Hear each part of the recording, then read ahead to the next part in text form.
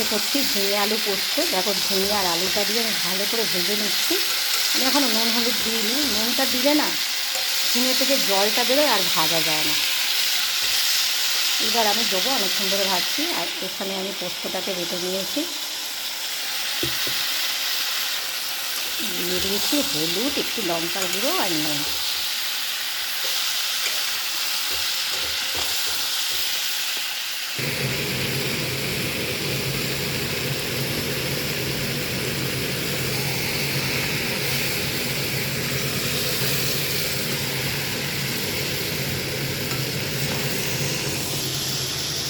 এত গরম,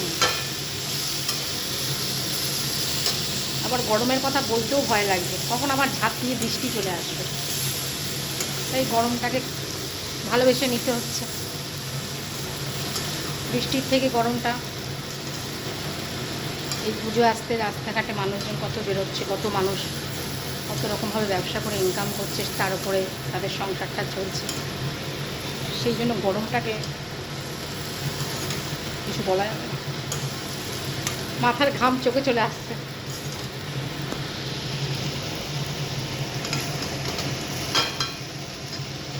দিয়ে দিয়েছি একটু জল, না তো সিদ্ধ হবে না, কেননা আজকে একটু আলু আছে, একটু ফুটবে, ফুটলে শুকনো হলে আমি নামিয়ে নেব।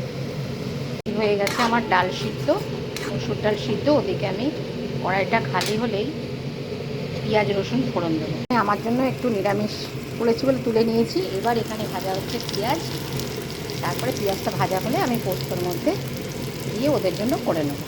দিয়েছি পেঁয়াজ ভাজা, এবার আমি একটু নাড়িয়ে ছাড়িয়ে নিয়ে নামিয়ে নেব।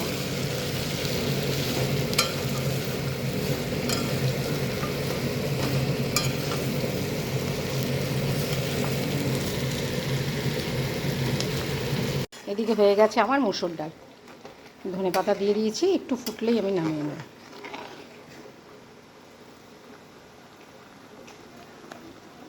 হয়ে গেছে আমার রান্না, আমি ভাতটা বেড়ে দিলাম।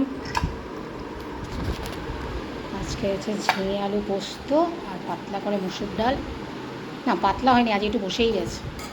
আর এখানে আছে কালকের চিকেন, আজকের দুপুরের এটাই লাঞ্চ।